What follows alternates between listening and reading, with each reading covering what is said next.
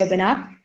Knowledge is power, information is liberating, and education is the premise of progress in every society and in every family. So, greetings to all Eljara family members to this event.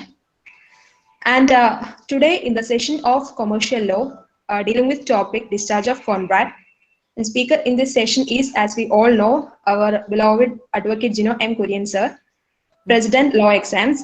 I welcome you, sir. And I Thank you. welcome the strong pillar of our Eljara family, that is Mr. Safi Mohan, sir, Assistant Professor, Government Law College, Thiruvananthapuram. I welcome you.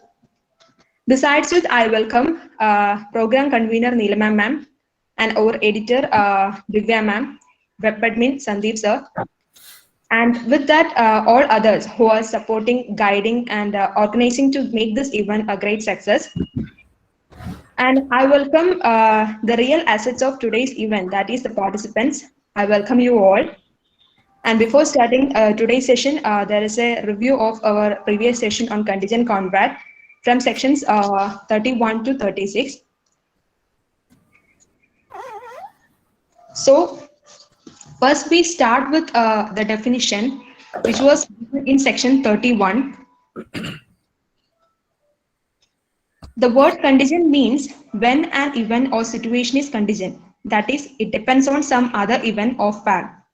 Now, the contingent contract means enforceability of that contract is directly depends upon happening or not happening of an event, or which was specifically given in section 31 as a contingent contract is a contract to do or not to do something if some event collateral to such contract does or does not happen. For example, as given, A contracts to pay to B rupees 20,000 if B's house is burned.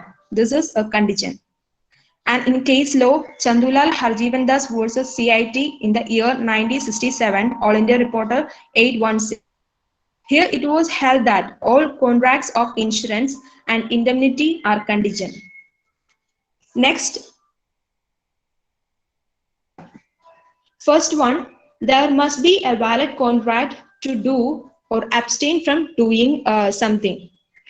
Section 32 and 33 deals with it. The contract will be valid only if it is about performing or not performing an obligation, or the enforcement of the contingent contract on the happening or not happening of the events. The illustration for the same is also given for your reference. I am not going to explain it. The second point is the performance of the contract must be conditional. If the performance of the contract is dependent on an event, which is although a future event, but certain and sure to happen, then it will not be considered as a contingent contract. Then the third point, the third event must be collateral to such contract. That is, the event on whose happening or not happening of the event on which the performance of the contract is dependent should not be a part of the consideration of the contract, and the happening or non-happening of the event should be collateral to the contract and should exist independently. Next, the fourth point, the event should not be at the discretion of the promisor. That is, the event so considered as of for contingency should not at all to be dependent on the promisor. It should be totally a futuristic and uncertain event. Now, moving to provisions related to the enforcement of the contingent contract under sections 32 to 36. First point, enforcement of contract contingent on the happening of an event. Defined in section 32, the contingent contracts to do or abstain from doing something if an uncertain future event happens. However, the contract cannot be enforced by law unless the event takes place. If the event becomes impossible, such contracts become void. While discussing section 32, we also want to discuss about differentiating section 32 and 56. A thorough explanation of the section can be sought from the celebrated and seminal decision of Satyabrata Ghosh versus Mukniram Bangu and Co. in the year 1954. Technically, under both sections 32 and 56, the contract can be discharged on the impossibility of certain events in the future. Section 32 deals with a contingent contract which is dependent on the fulfillment of a condition for its survival. A contingent contract will dissolve under its own force if the condition is not satisfied. Whereas Section 56 is attracted when a contract becomes impossible to perform because of an outside force. Therefore, it can be said that it is sometimes a matter of doubt whether contract falls under Section 32 or 56. Next point, enforcement of contract contingent on an event not happening. Defined in Section 33. The contingent contracts to do or abstain from doing something if an uncertain future event does not happen can be enforced when the happening of that event becomes impossible. If the event takes place, then the contingent contract is void. And the third point, when an event on which the contract is contingent to be deemed impossible if it is the future conduct of a living person. Defined in Section 34 as a contract contingent upon how a person will act at a future time, the event shall be considered impossible when such person does anything which makes it impossible for the event to happen. Next, fourth point, contracts contingent on an event happening within the fixed time, defined in Section 35 para 1 as contingent contracts to do or not to do anything if a future uncertain event happens within a fixed time. Such a contract is void if the event does not happen and the time lapses, and it is also void if before the time fixed the happening of the event becomes impossible. Next, fifth point, contracts contingent on an event not happening within the fixed time defined under Section 35 para 2. Contingent contract to do or not to do anything if an uncertain event does not happen within a fixed time may be enforced by law when the fixed time has expired and such event has not happened, or before the time fixed has expired if it becomes certain that such event will not happen. Then the sixth point, contract contingent of impossible event void, defined under Section 36 as if an agreement to do or not to do is based on the impossible event, then such agreement is void whether the impossibility of the event is known or not to the parties to the agreement at the time when it is made. So while discussing the same, we also move to Section 56, that is agreement to do impossible act. An agreement to do an act impossible in itself is void. A contract to do an act which after the contract is made becomes impossible or by reason of some event which the promises could not prevent unlawful becomes void when the act becomes impossible or unlawful. Then we move on to discussing in what ways a contingent contract is different from a wagering contract. And before discussing this, we just go through some of the definitions. That is first one, absolute contract. It's one where the promisor performs the contract without any condition. And contingent contract in which, on the other hand, are the ones where the promisor performs this obligation only when certain conditions are met. And the next one, wagering contract, is one in which there are two necessary parties between which the contract has been made and wherein the first party promises to pay a certain sum of money to the second party on the happening of a particular event in the future, and the second party agrees to pay to the first party on not happening of that particular event.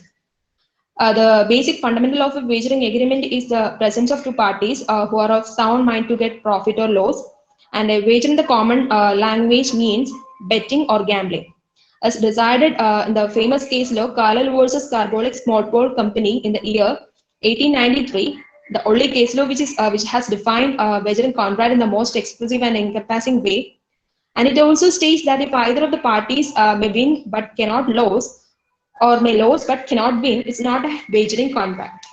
Now, moving to ways, different ways of how contingent contract is different from a wagering contract. First point, a wagering agreement is a void agreement, but a contingent contract is a valid contract. In the wagering contract, the occurrence or non-occurrence of an event or action forms the premise of the contract, but in a contingent contract, the contingency or the condition is merely collateral.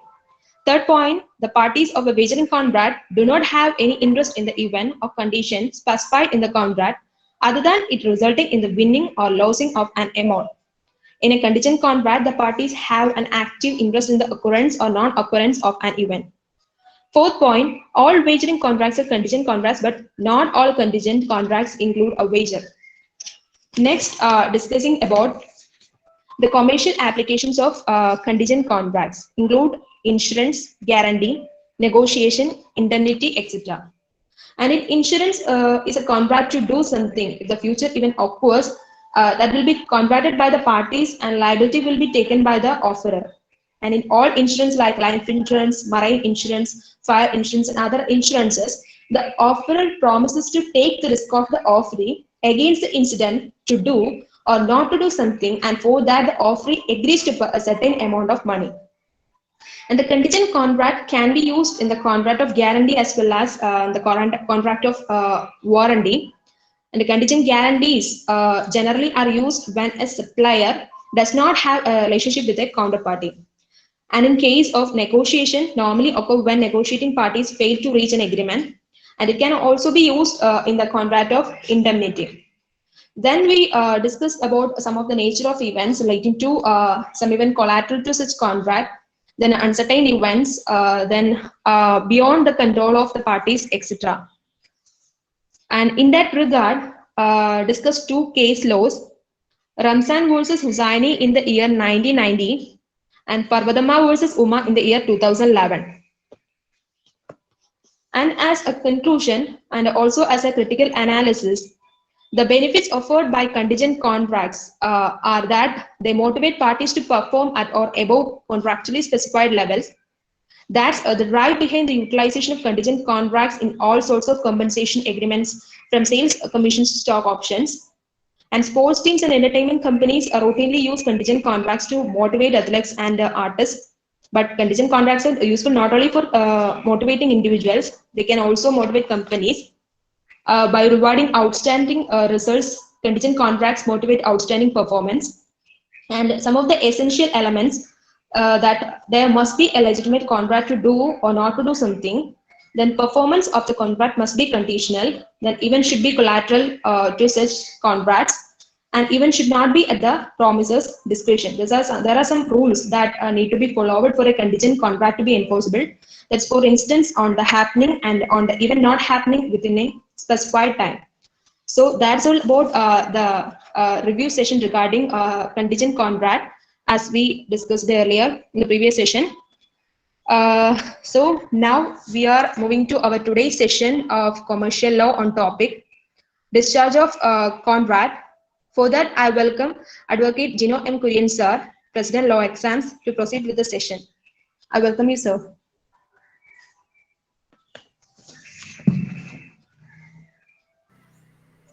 Thank you, Sri Lakshmi. And thank you all of you, Divya, Sri Lakshmi, Safisar, and all of you, all of teachers, students, and aspirants of competitive exams. Very good morning to everyone. So we completed almost all up to section 36. First few sections up to around 30, we went very fast. 30 onwards, we completed 36 in one class. And now today also we have a long portion to complete. Discharge of contracts is something നമുക്കറിയാവുന്നതുപോലെ ഇതിനകത്താരും നമുക്ക് പുറത്തുനിന്നും ആരും ഇല്ലല്ലോ, എല്ലാവരും നമ്മൾ മലയാളികൾ തന്നെ ആണല്ലോ, ഇല്ലയോ? പിന്നെ മലയാളത്തിൽ തന്നെ പോകാമല്ലോ, കുഴപ്പമില്ല. സോ ഡിസ്ചാർജ് ഓഫ് കോൺട്രാക്ട് എന്ന് പറയുമ്പോൾ ഡിസ്ചാർജ് എന്ന് പറയുന്നതിനെ പല ഹെഡ്സിലാണ് നമുക്ക് കാണാൻ സാധിക്കുന്നത്. ഡിസ്ചാർജ് എന്ന് പറയുന്നത് എങ്ങനെയൊക്കെയാണ് സംഭവിക്കുക? Let me hear from you. നിങ്ങളുടെ ഒപ്പീനിയൻ എന്തൊക്കെയാണ്? എവിടെയൊക്കെയാണ്, ഏതെല്ലാം ഡിഫറെന്റ് ടൈറ്റിലാണ് നിങ്ങൾ ഡിസ്ചാർജ് എന്ന സംഗതിയെ കണ്ടിട്ടുള്ളത്? ഡിസ്ചാർജ് ഓഫ് കോൺട്രാക്ട്സ് എന്ന് പറയുന്നതിനെ കണ്ടിട്ടുള്ളത്?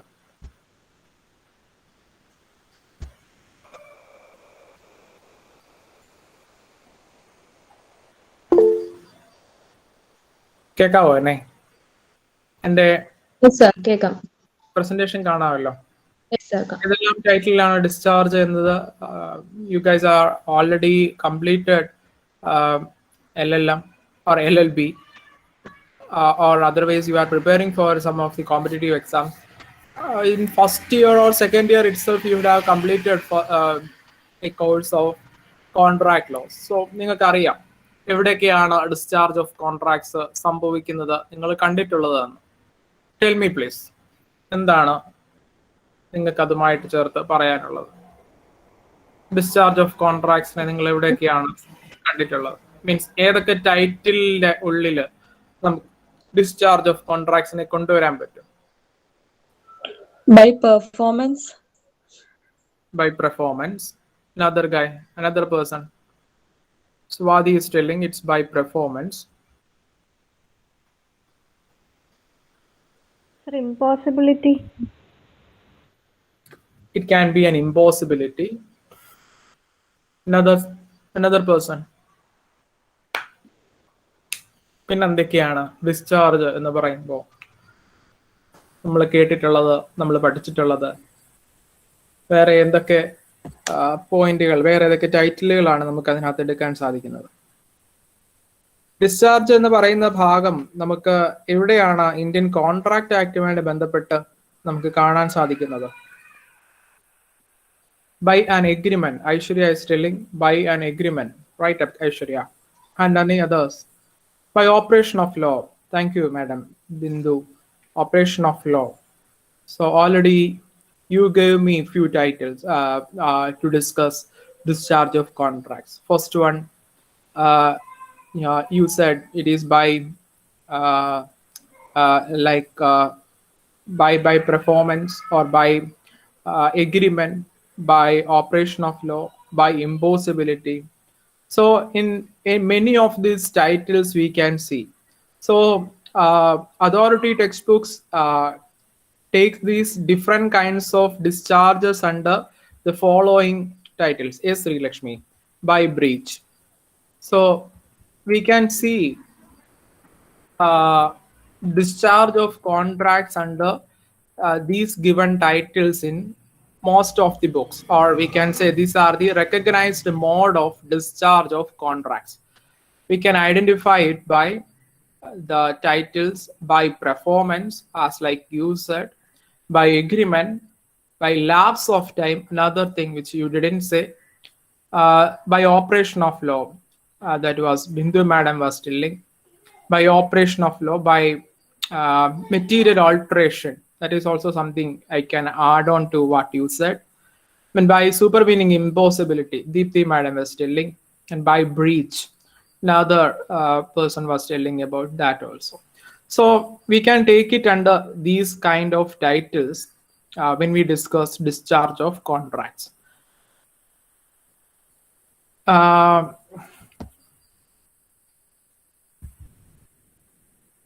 എൻ്റെ ഒരു പ്രശ്നം, എനിക്ക് നിങ്ങളെ കൂടെ കാണണം എന്നുള്ളത് കൊണ്ടാണ് ഞാൻ അത് ഒരു സൈഡിലാക്കി ഇട്ടേക്കുന്നത്. അല്ലെങ്കിൽ the പ്രശ്നം I won't be able to see you. If this is okay now. Yes sir, okay. മൊബൈലിലാകുമ്പോൾ ഇത് വീണ്ടും ചെറുതാവുമായിരിക്കും അല്ലേ? ഇല്ല സർ, ഇപ്പൊ ഓക്കെ ആണ്. So we will maintain this. Okay. So I want to know, like, which part of Indian Contract Act is dealing with this? നമ്മൾ contract ആക്ടിന്റെ പല സെക്ഷൻസും കണ്ടുപോകുന്നു, പല ഏരിയാസും പലതും ഡിഫൈൻ ചെയ്തു പോകുന്നു, ഇതൊക്കെ നമ്മൾ കാണുന്നുണ്ട്. പക്ഷേ ഇന്ത്യൻ കോൺട്രാക്ട് ആക്ടിന്റെ ഏത് ഭാഗം നമുക്ക് ഇതുമായിട്ട് ചേർത്ത് വെച്ചിട്ട് പറയാൻ കഴിയുന്നത് ഏത് ഭാഗത്താണ്, അല്ലെങ്കിൽ എവിടെയാണ്? Can you give me your opinion, your comments? എവിടെയാണ് നമുക്ക് അതിനെ കാണാൻ സാധിക്കുന്നത്? Section 62 to 63, Sri Lakshmi, you are right, that we can take under the heading what? By agreement.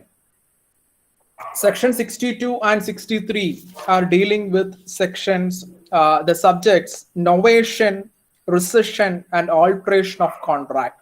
And when we come to section 63, this is discussing about remission as well as waiver also is coming under section 63.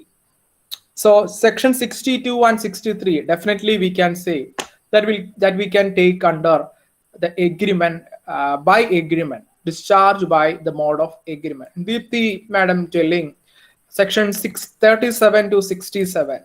Can we say like that? That is my question before you. Swati madam saying section 37 to 38. Section 37 and 38 we can say. When we say section 37 to 67, that is my question before you. Can we say the entire sections are dealing with discharge of contracts? Yes, we can say. It is not from my side, right? It is not from your side. Our legislation is giving that. Our legislation is giving to us this particular chapter, that is chapter section 37 to 67, with the title of performance of contracts. So of performance of contracts, we are going to deal under section 37 to 67. This is something of performance of contract. We saw sections regarding of communication of contracts when it becomes agreements, when it becomes contracts. All these areas we covered. And when we come to of contingent contracts, we saw. And now here under chapter 4, we can see the title is of performance of contracts. So we are discussing about discharge of contracts, how it is connected to this particular chapter. As like you said, this is one of the modes of discharge of contracts. And that is what we can see from section 37 to 67 of Indian Contract Act.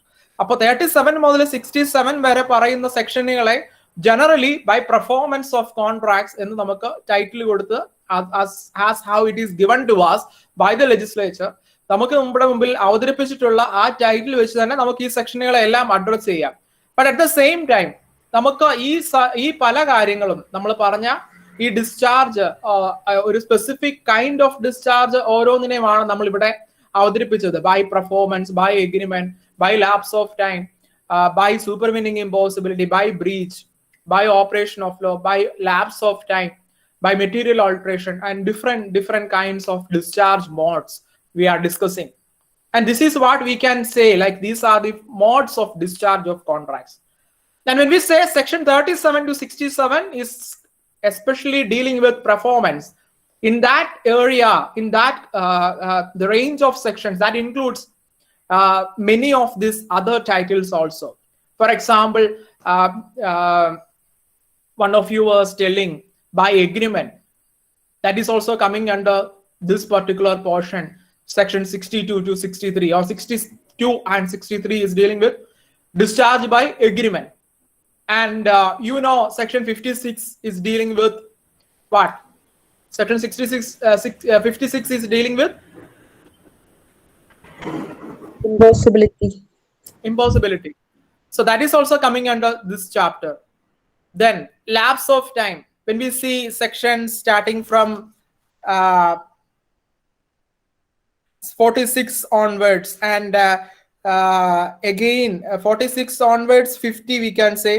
Then further it is again time factor is discussed under section 55.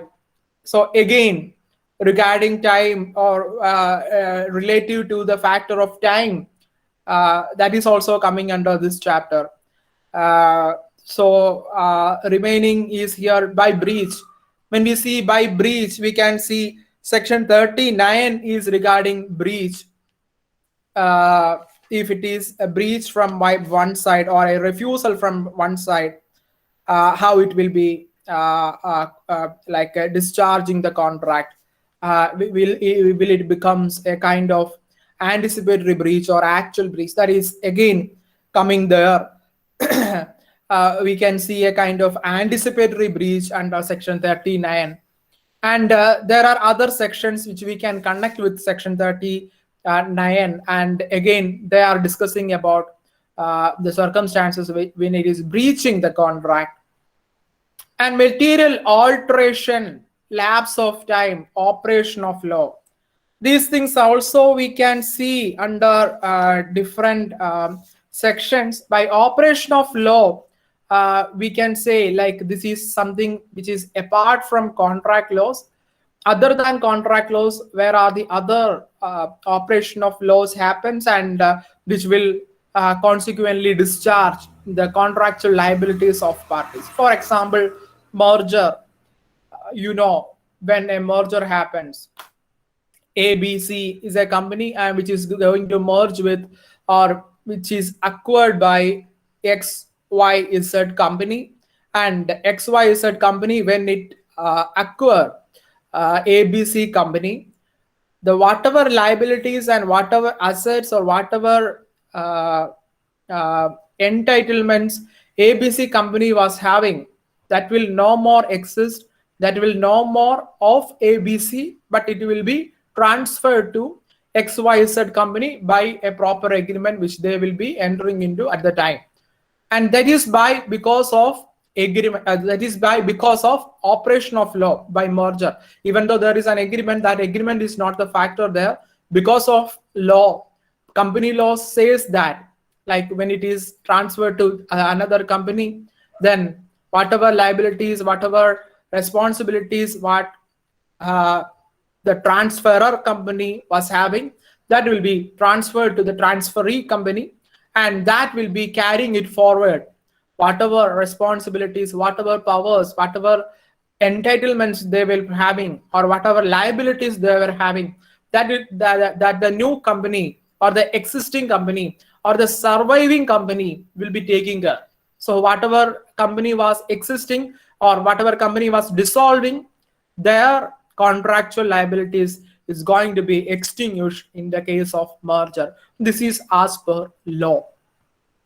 Then, by the death, even though that is also mentioned under one of these sections, we can say death is also as part of, as authority textbooks defines, we can take death also under the title operation of law and complete loss of evidence of existence of the contract by insolvency,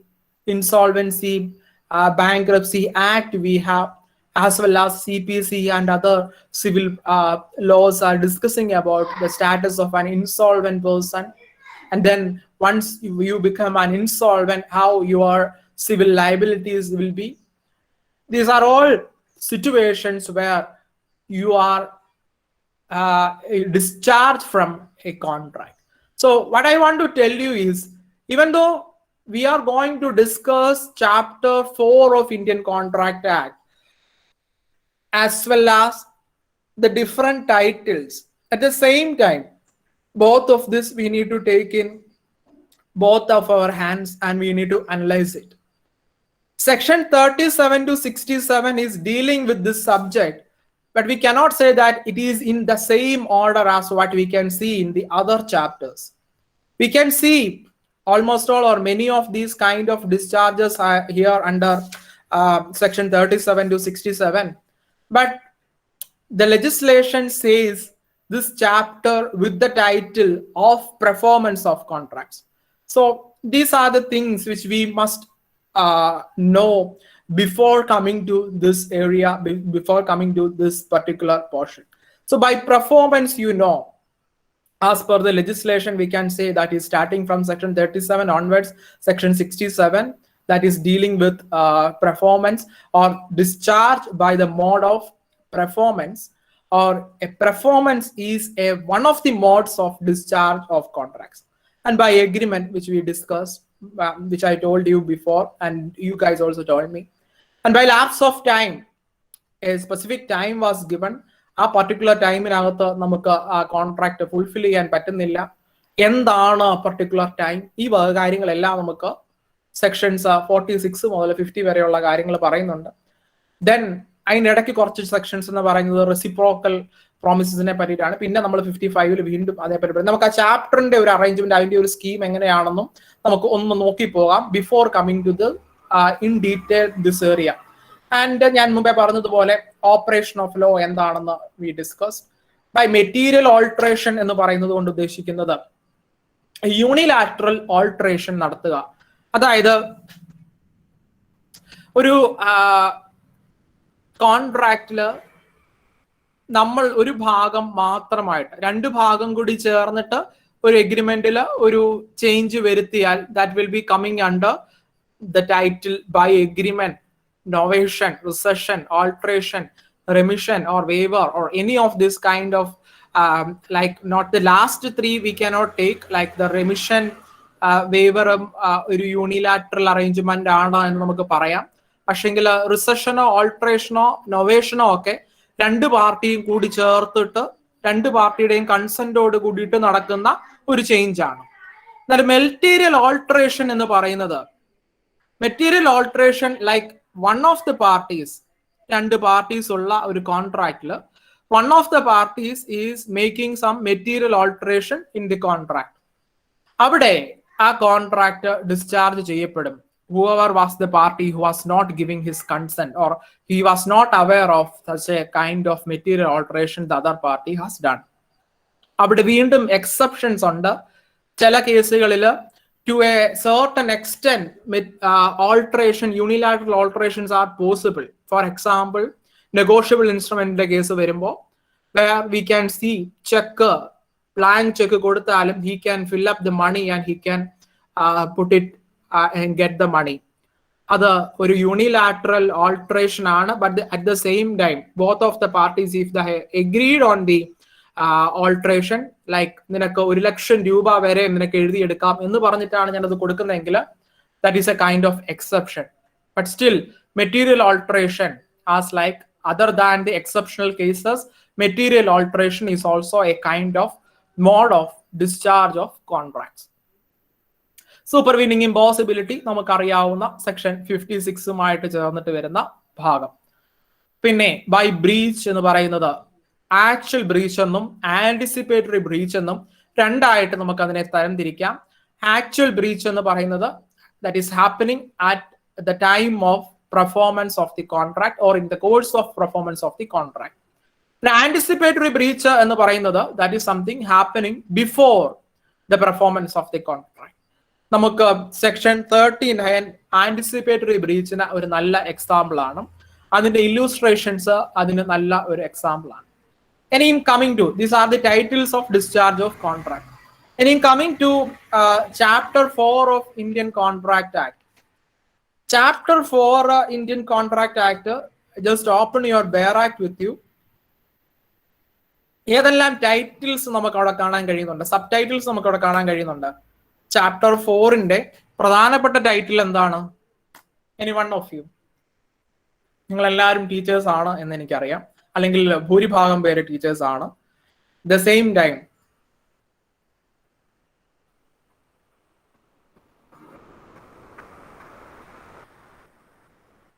can you tell me, no, let me know what is the title of chapter 4?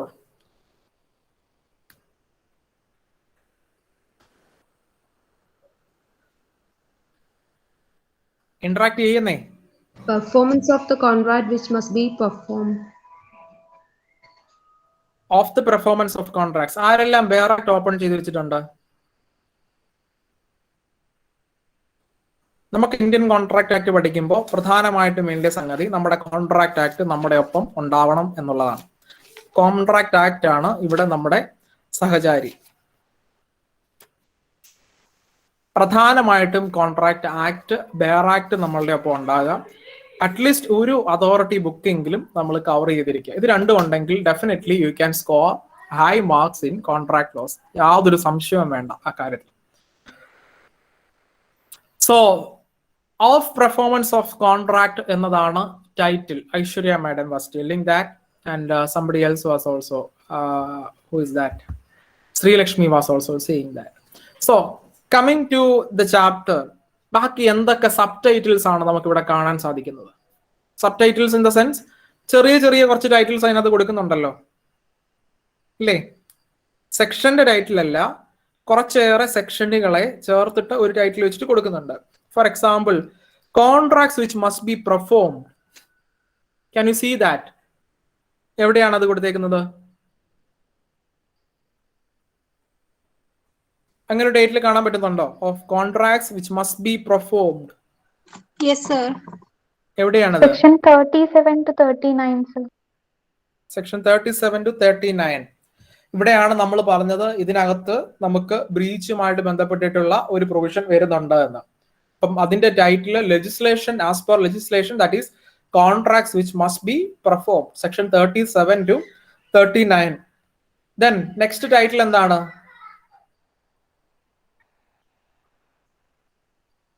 By By whom? whom? By whom? By whom? പറഞ്ഞോ. By whom contracts must be performed. അത് ഏത് മുതൽ ഏത് വരെയുള്ള section ആണ്?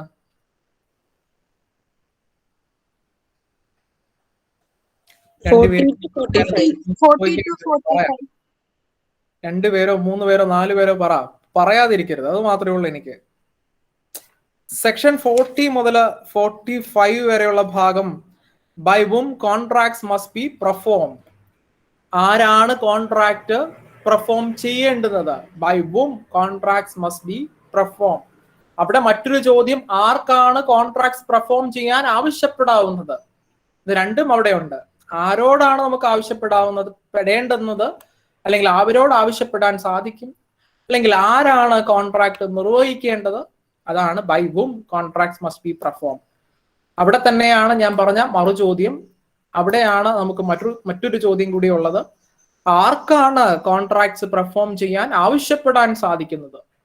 രണ്ട് ചോദ്യങ്ങളെയും discuss ചെയ്യാൻ നമുക്ക് ഈ സെക്ഷനുകൾ കൊണ്ട് സാധിക്കും. അവിടെ സെക്ഷൻ 40 മുതൽ അല്ലെങ്കിൽ 41 സാധാരണ കോൺട്രാക്ടിനെ പറ്റിയിട്ട് പറയുമ്പോൾ 42 മുതൽ 45 വരെയുള്ള ഭാഗം joint liability, joint promisor, joint promisee തുടങ്ങിയ ഒന്നിലേറെ പേര് ഒരേ ഭാഗത്ത് പ്രോമിസറായിട്ടോ പ്രോമിസി ആയിട്ടോ വരുമ്പോഴുള്ള ഭാഗങ്ങൾ, അതുമായിട്ട് ബന്ധപ്പെട്ട വിവിധ പ്രൊവിഷനുകളെ പറ്റിയിട്ട്, വിവിധ സാഹചര്യങ്ങളെ പറ്റിയിട്ട് ഡിസ്കസ് ചെയ്യുന്നു. പിന്നെ മറ്റെന്താണ് അവിടെ കാണാൻ കഴിയുന്ന അടുത്ത title? Time and place of performance. Deepthi was telling, then Aishwarya was saying, Swadhi was saying, section 46 മുതൽ സെക്ഷൻ 50 വരെയുള്ള ഭാഗം time and place for performance ആണ് ഡിസ്കസ് ചെയ്യുന്നത്. അതിനകത്ത് വീണ്ടും അതിന്റെ ഓരോ ഭാഗങ്ങളെയും ഓരോ സെക്ഷനുകളെയും നമുക്ക് ഇൻഡെപ്ത് അനാലിസിസിലേക്ക് പോകുമ്പോൾ ടൈമിന്റെ ഫാക്ടർ, ഡേ എന്താണ്, ഏതുവരെയാണ് ടൈം പറഞ്ഞില്ലെങ്കിൽ എന്താണ്, എത്ര നേരത്തിനകത്ത് പെർഫോം ചെയ്യണം തുടങ്ങിയ സംഗതികളൊക്കെ 46 മുതൽ 50 വരെയുള്ള ഭാഗം വീണ്ടും ആഴത്തിൽ ഡിസ്കസ് ചെയ്യുന്നു എന്ന് നമുക്ക് പറയാം. പിന്നെ വരുന്ന അടുത്ത ടൈറ്റിൽ എന്താണ്? Performance of reciprocal promises. Performance of reciprocal promises ആണ് എന്ന് ദീപ്തി മാഡം പറയുന്നു. So that is section 51, starting from section 51 to 58. Section 51 to 58 എന്ന് നമുക്ക് ജനറലി പറയാമെങ്കിലും നമുക്ക് അതോറിറ്റി ബുക്സുമായിട്ട് വെച്ച് ഒന്ന് താരതമ്യം ചെയ്ത് നോക്കുമ്പോൾ നമുക്ക് കാണാൻ സാധിക്കുന്നത് സെക്ഷൻ 51 മുതൽ 54 വരെയുള്ള ഭാഗമാണ് റെസിപ്രോക്കൽ പ്രോമിസസിനെ പ്രധാനമായിട്ടും ഡീൽ ചെയ്യുന്നത്. പിന്നെ അത് കൂടാതെ section 57ഉം 58ഉമാണ്.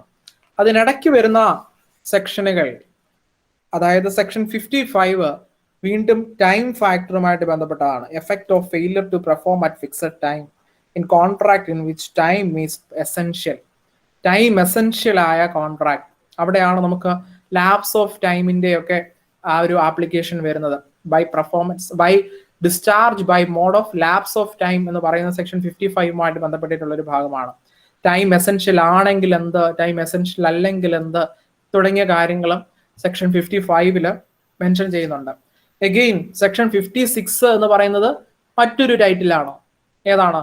Discharge by mode of Impossibility. Supervening impossibility ആണ്. എഗെയിൻ നമ്മൾ 57ഉം 58ഉം നോക്കുമ്പോൾ it is again discussing about reciprocal promise, and alternate promise can also be taken under the heading of reciprocal promise. So section 51 മുതൽ 54 വരെയും പിന്നെ 57ഉം 58ഉം reciprocal പ്രോമിസുകളുമായിട്ട് ബന്ധപ്പെട്ടിട്ടുള്ള സെക്ഷനുകളാണ് എന്ന് നമുക്ക് പറയാം. Then the next title is about what? Appropriation of payment. Appropriation of payment ആണ്. അത് ഏതൊക്കെ സെക്ഷനുകളാണ്? 59 to 67. 59 to again 59 to 61 വരെയുള്ള ഭാഗം നമുക്ക് അതിനു വേണ്ടി എടുക്കാം. അവിടെ അടുത്ത ടൈറ്റിലും ഉണ്ട്. Aishwarya was telling that, right? So അവിടെ അടുത്ത സബ് ടൈറ്റിലും ഉണ്ട് ഐശ്വര്യ. സോ ഇല്ലേ?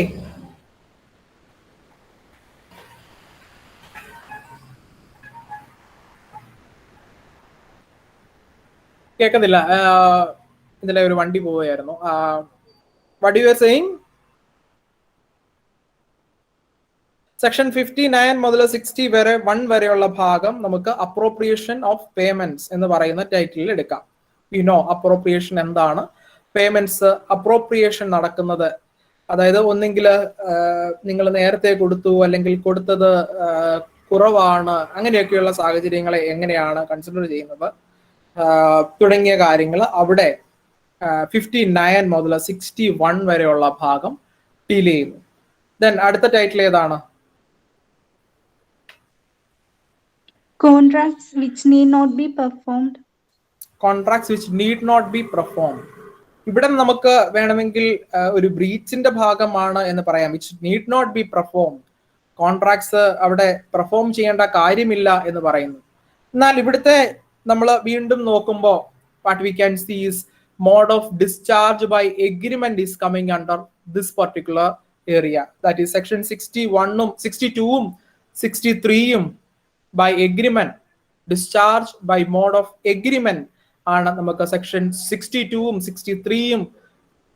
63യിലും കാണാൻ സാധിക്കുന്നത്. ദെൻ നമുക്കറിയാം 64ഉം 65ഉം consequences of rescission of voidable contracts, അത് സെക്ഷൻ 64ൽ വരുമ്പോൾ, ദെൻ സെക്ഷൻ 65ൽ വരുമ്പോൾ വോയിഡ് കോൺട്രാക്റ്റും വോയിഡ് എഗ്രിമെന്റും അതിൽ നിന്ന് ഒരു അഡ്വാൻറ്റേജ് ഒരു പാർട്ടിക്ക് കിട്ടിയാലും അതിൻ്റെ ഫർദർ കോൺസിക്വൻസസ്, അതിൻ്റെ ഒബ്ലിഗേഷൻസ് എന്തായിരിക്കും എന്നാണ് അവിടെ ഡിസ്കസ് ചെയ്യുന്നത്. ദെൻ സെക്ഷൻ 66ഉം 67ഉം again that is we can say like a kind of explanation for the other sections, mode of communicating or revoking rescission of voidable contract, അതിന്റെ mode of communication എങ്ങനെയാണെന്ന് പറയുന്നു. Then section 67 effect of neglect of promisee to afford reasonable facilities of performance. Again ഇതിനെ നമുക്ക് മറ്റു പല സെക്ഷനുകളുമായിട്ടും compare ചെയ്യാം. അത് ഒന്ന് നമ്മുടെ സെക്ഷൻ 39 ആണ്, ആദ്യ ഭാഗങ്ങളിൽ തന്നെ വരുന്നു. റെഫ്യൂസ് ചെയ്യുന്നു പെർഫോമൻസ് എന്ന് പറയുന്നു. ഇവിടെ പറയുന്നത് പ്രോമിസി നെഗ്ലക്ട് ചെയ്യുന്നു, എന്തൊക്കെയാണോ facilities ഒരുക്കേണ്ടുന്നത്. Recently also I got an opportunity to discuss these sections with Safisa. So ആ ഒരു എക്സ്പീരിയൻസും കൂടെ വെച്ചിട്ടാണ് ഞാൻ പറയുന്നത്. Again we can see other related sections when we discuss section 39 and 67. അതിനിടയ്ക്ക് നമുക്ക് കാണാൻ സാധിക്കുന്ന മറ്റൊരു section liability of party preventing event on which contract is to take effect. ഒരു പാർട്ടി പ്രിവെന്റ് ചെയ്യുവാണ് കോൺട്രാക്ട് നടക്കാതിരിക്കാൻ. ഏതാണ് സെക്ഷൻ? സെക്ഷൻ 53 ആണ്. സെക്ഷൻ 54 പറയുന്നു അങ്ങനെ ഒരു പാർട്ടി പ്രിവെന്റ് ചെയ്താൽ ആ പാർട്ടി കോമ്പൻസേറ്റ് ചെയ്യണം മറ്റേ പാർട്ടിയെ.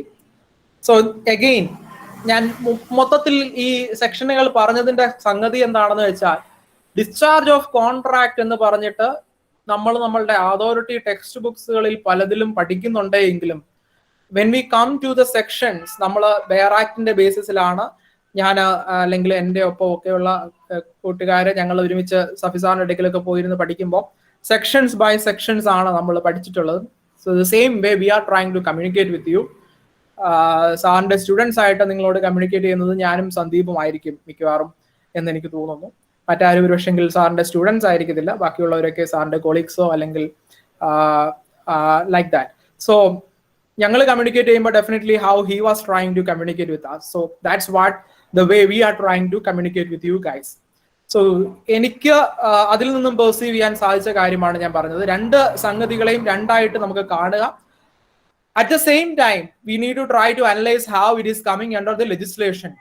നമ്മൾ ഈ പറഞ്ഞ ഡിസ്ചാർജിന്റെ പല ടൈറ്റിലുകളെ നമ്മൾ അതോറിറ്റി ബുക്സിന്റെ ഭാഗമായിട്ട് നമ്മൾ ഈ പറഞ്ഞ വിവിധ ടൈറ്റിലുകളിൽ ഡിസ്ചാർജിന്റെ പല modes, by performance, by agreement, by lapse of time, by operation of law, by material alteration, by breach, by supervening impossibility, all these things we are learning. ഇതൊക്കെ ഒരു കുറച്ച് forms of discharge which is recognised form of discharge എന്ന് നമുക്ക് പറയാം. Commercial പ്രാക്ടീസിലേക്ക് വരുമ്പോൾ നമുക്ക് മനസ്സിലാക്കാൻ കഴിയും these are the different forms of discharges.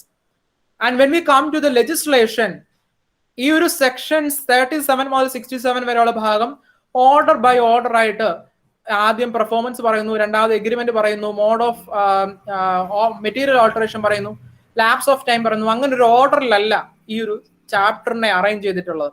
ഈ ചാപ്റ്ററിന്റെ അങ്ങേയറ്റം മുതൽ ഇങ്ങേയറ്റം വരെ നമ്മൾ ഓടിപ്പോയെങ്കിൽ മാത്രമേ ഇതിന്റെ അവിടെയും ഇവിടെയും കിടക്കുന്ന ആ സെക്ഷനുകളെ നമുക്ക് ചേർത്തെടുക്കുവാനും for our minimum understanding or our ഒരു ലേമാന്റെ ഒരു കാഴ്ചപ്പാടിൽ അല്ലെങ്കിൽ ഒരു ലോ സ്റ്റുഡന്റിന്റെ ഒക്കെ കാഴ്ചപ്പാടിൽ നിന്നുകൊണ്ട് ഈ ചാപ്റ്ററിനെ കാണുമ്പോൾ നമ്മൾക്ക് ഇവിടുന്നും അവിടുന്നും ഒക്കെ ഈ സെക്ഷനുകളെ എടുത്ത് ചേർത്ത് വെച്ചെങ്കിൽ മാത്രമേ നമുക്ക് അതിനെ ഒന്ന് കണക്ട് ചെയ്തിട്ട് നമുക്ക് നമ്മുടേതായ രീതിയിൽ ഈ ടൈറ്റിലുകളുടെ ഉള്ളിൽ ഉൾപ്പെടുത്തി അതിനെ അവതരിപ്പിക്കുവാനായിട്ട് ശ്രമിക്കാൻ സാധിക്കുകയുള്ളൂ. അതാണ് ഞാൻ ആദ്യമേ പറഞ്ഞു വെക്കാൻ ആഗ്രഹിക്കുന്നത്. And coming to section by section, അല്ലെങ്കിൽ ഓരോ പോയിന്റ് ബൈ പോയിന്റ് ആയിട്ട് നമുക്ക് ഒന്ന് നോക്കിപ്പോയാൽ, നമ്മൾ ആദ്യ ഭാഗം നോക്കുമ്പോൾ ഓഫ് പെർഫോമൻസ് ഓഫ് കോൺട്രാക്ട്സ് എന്നുള്ളതാണ് ഇവിടുത്തെ ഫസ്റ്റ് പോയിന്റ്. സെക്ഷൻ 37 അവിടുന്ന് നമുക്ക് തുടങ്ങിയാൽ സെക്ഷൻ 37ന്റെ ആ ഒരു ലാംഗ്വേജ് എങ്ങനെയാണെന്ന് can anyone tell me?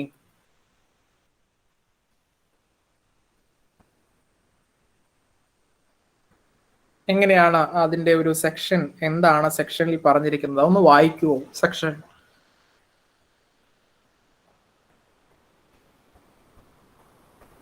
The parties to a contract must either perform or offer to perform their respective promises unless such performance is dispensed with or excused under the provisions of the Act or of any other law. Yeah.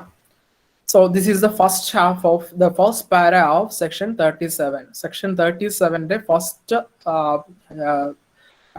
para എന്ന് പറയുന്നതാണ് the parties to a contract must either perform or offer to perform their respective promises unless such performance is dispensed with or excused under the provisions of this act or any other law. Second para എന്ന് പറയുന്നത് promises bind the representatives of the promisers in case of death of such promisers before performance unless a contrary intention appears from the contract. ഇവിടെ through out ഈ സെക്ഷനുകളിൽ കാണാൻ കഴിയുന്ന ഒരു പ്രത്യേകത, ഈ performance of contract discuss ചെയ്യുമ്പോൾ ഈ ത്രൂ ഔട്ട് ഈ സെക്ഷനുകളിൽ കാണാൻ കഴിയുന്ന മറ്റൊരു പ്രത്യേകത, ഇത് പറയുന്നത് unless A contrary intention appears from the contract, അല്ലെങ്കിൽ ഒരു കോൺട്രാക്റ്റിൽ ഇതിനെ പറ്റിയിട്ട് എന്തെങ്കിലും ഒരു കോൺട്രറി ഇന്റൻഷൻ നിങ്ങളിലേക്ക് വരുന്നുണ്ടെങ്കിൽ ദെൻ ദാറ്റ് വിൽ പ്രിവെയിൽ. അല്ലെങ്കിൽ കോൺട്രാക്ട് വേറെ എന്തെങ്കിലും പറയുന്നുണ്ടെങ്കിൽ അത് അവിടെ ഫുൾഫിൽ ചെയ്യപ്പെടും. അത് ത്രൂ ഔട്ട് ദിസ് ചാപ്റ്റർ നമുക്ക് കാണാൻ കഴിയുന്ന മറ്റൊരു പ്രത്യേകതയാണ്.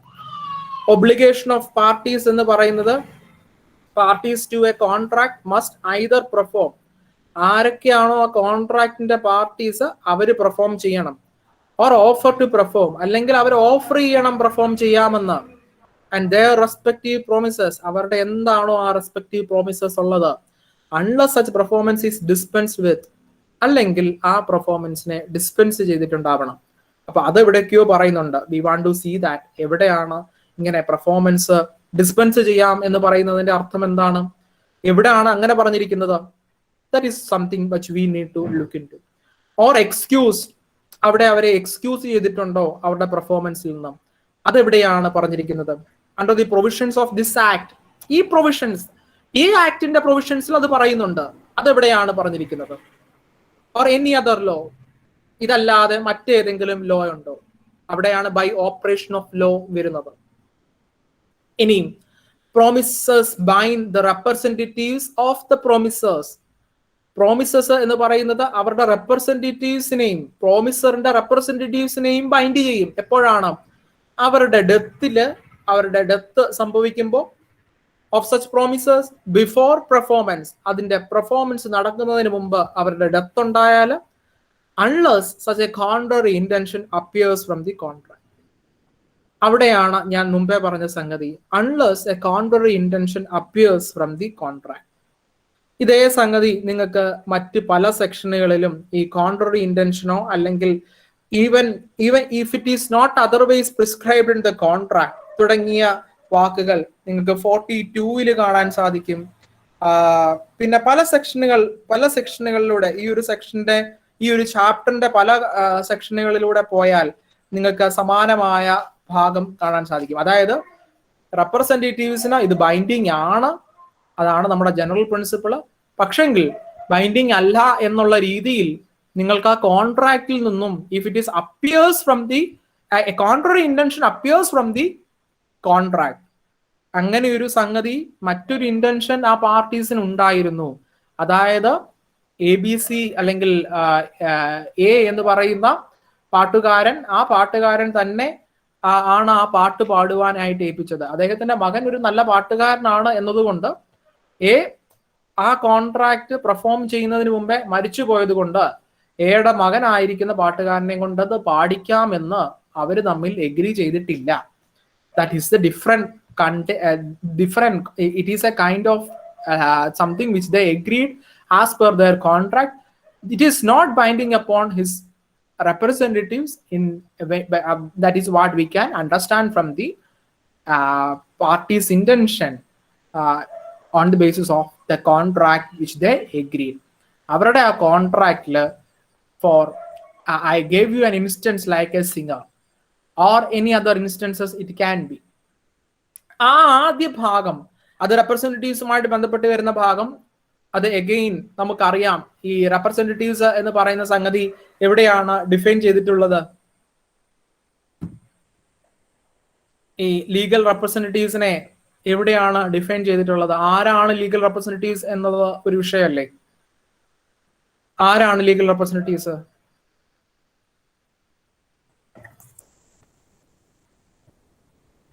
റെപ്രസെന്റേറ്റീവ്സ് എന്ന് പറയുന്ന സംഗതി എവിടെയെങ്കിലും ഡിഫൈൻ ചെയ്തിട്ടുള്ളതായിട്ട് അറിയാവോ? റെപ്രസെന്റേറ്റീവ്സ് എന്ന് പറയുന്ന സംഗതിയെ നമുക്ക് CPC-ക്കകത്ത് കാണാൻ സാധിക്കും അല്ലേ? Section 2 clause 11 of CPC is dealing with it.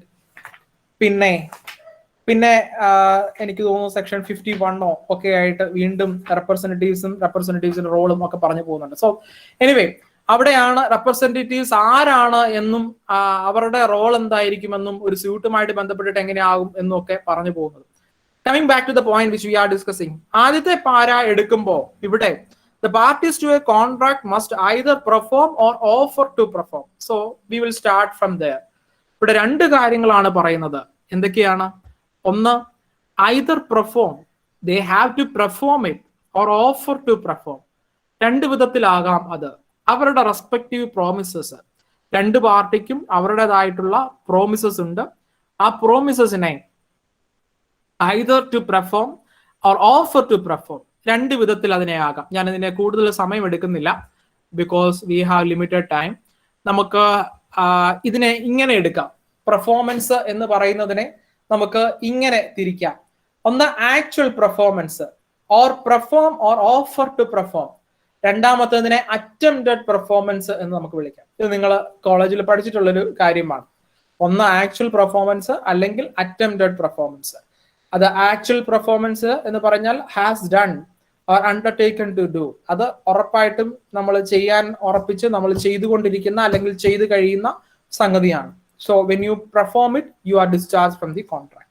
And the second case is where you are offering to perform. ഈ offering to perform നമുക്ക് എവിടെയാണ് കാണാൻ സാധിക്കുന്നത്? Anybody? നമുക്ക് കോൺട്രാക്ട് ആക്ടിൽ എവിടെയെങ്കിലും ഓഫർ ടു പെർഫോം കാണാൻ പറ്റുന്നുണ്ടോ? ഉണ്ടോ?